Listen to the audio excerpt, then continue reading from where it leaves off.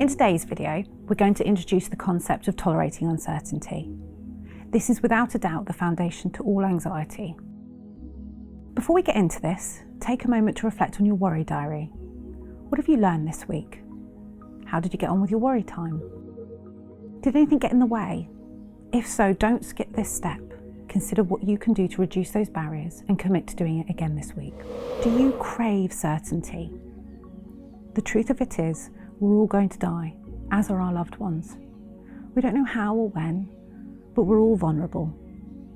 Worry is a process you adopt when you're desperately trying to eliminate all uncertainty and take complete control. But if you're constantly seeking certainty and control for the future, aren't you missing out on life now? What is 100% certain and can never be questioned? The most common response to this in therapy? Death and taxes. Even if you're feeling certain of your plans later today, might they change? Might something unexpected happen? So if you can never be sure and life is always uncertain, do you need to continue trying to grasp certainty in life or tolerate that life is uncertain? And what would life look like if you had absolute certainty and control? No surprise presents, no spontaneity, no learning, knowing everything. You might feel like you crave this, but the reality would be very different and take away from many of the joys in life. In CBT, research has shown us that the way that you deal with uncertainty predicts how much you'll worry. In other words, a person who is intolerant of uncertainty will worry more and try to control things more than a person who is not. So how does intolerance of uncertainty lead to excessive and uncontrollable worry? Well, firstly, intolerance of uncertainty leads us to a lot more what-if questions. And those what-if questions tend to focus on all the bad things that might happen. Even if most of these bad things have almost no chance of happening, you may still worry about them because there is no ironclad guarantee that they will not. But unfortunately, life holds few guarantees, and imagining all the possible outcomes and their consequences just sets into motion a series of thoughts that eventually lead to excessive and uncontrollable worrying and control-seeking behaviours or avoidance. So if life is uncertain, do you need to keep worrying about the future and trying to control everything? Or do you need to let go and tolerate that life is uncertain? I hope you've reached the conclusion that you need to tolerate it. So how do we go about this? Well, in order to increase your tolerance to uncertainty, we need to change your behaviour. Firstly, let's break this down by considering your intolerant behaviours in more detail. What behaviours or actions do you try to take to give you certainty and control? I want you to take a look at our approach and avoid paperwork, or get a blank piece of paper and draw a line down the middle of the page to create two lists. First off, approach strategies. Approach strategies are the things you actively do to gain certainty. I'll let you in on a personal example. When I have an appointment to go to, I check the journey time, but I check it very early, too early, and then I check it again and again to see if the journey time is increasing, and then I check again, and then I always leave too early and arrive too early. This is my attempt to control the uncertainty of whether I'll make it on time. What if there's traffic? What if I'm late? And what if I upset anyone who I'm meeting? But then I get stressed when I look at the journey time. I'm more stressed if I see the journey time changing. Then ultimately I get stressed that I'm there early, I've wasted time when I could be doing something fun or productive. So consider these examples of approach strategies. Do you research, plan meticulously, make to-do lists, ask for reassurance, arrive early to appointments, check, double check and triple check things? Start to write a list. If we filmed you approaching uncertainty, what would we see you do? If you need a prompt, have a look back at your cycles and worry diary to see if there are any approach strategies that you take.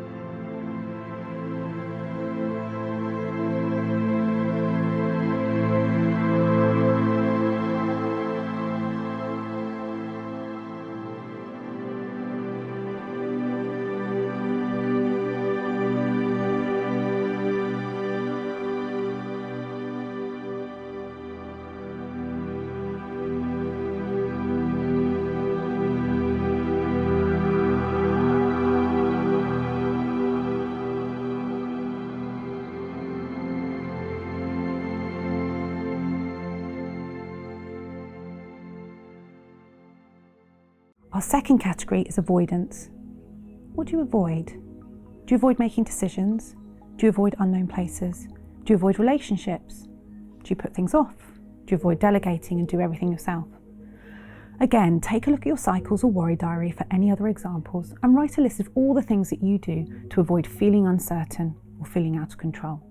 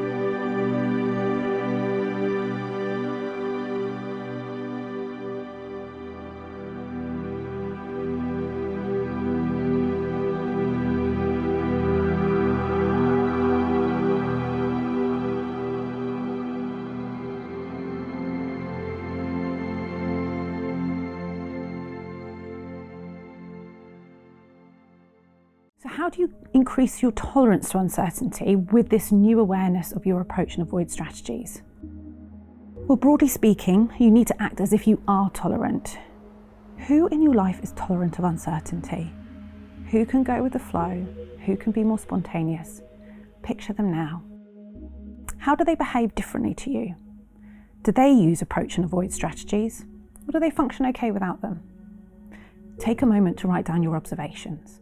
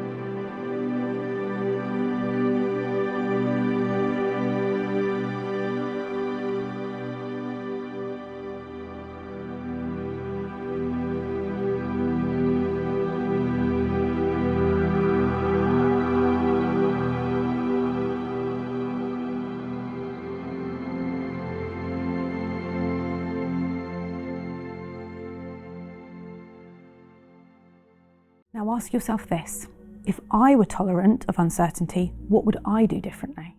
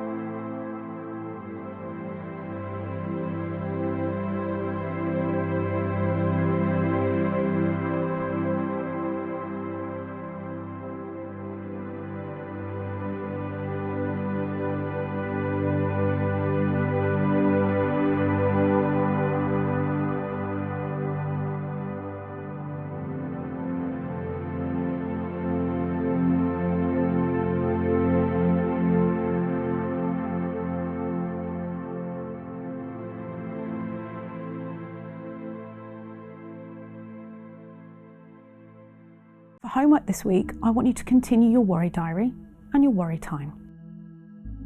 But we're also going to start experimenting with your actions. I want you to choose one of the behaviours on your approach and avoid list and set a goal to change it using the Intolerance of Uncertainty worksheet. Choose something that feels manageable and quantifiable, and by this I mean make it specific. If it were me, I'd choose my obsessive journey checking, and I'd set a goal that I wouldn't check the journey and I'd leave to an appointment at an appropriate time. I'd aim to get there on time rather than early. Try to be very specific. So if you've chosen research less, what are you going to do without researching first? If you're avoiding a task at work because it feels overwhelming, when are you going to face it? And can you break it down? If you don't know what to choose or it feels too much, I'd suggest ordering them from easiest to hardest and starting with the easiest. The goal for this homework is to face uncertainty and start building the journey of tolerating uncertainty and being out of control. Hold in mind you might feel a bit anxious when you're doing this, but this is the best way to overcome anxiety. The more behaviours you can change on your list in the long run, the more tolerant of uncertainty you will become. And over the years, I've seen hundreds of clients build their tolerance to uncertainty, letting go of their to-do lists, delegating tasks to others, becoming more spontaneous. And whilst it might feel scary at first, you can trust me that you'll begin to notice you'll actually feel more relaxed in the long run. I want you to take any notes of observations on your uncertainty and behaviour worksheet throughout the week. Take a moment now and set out a plan.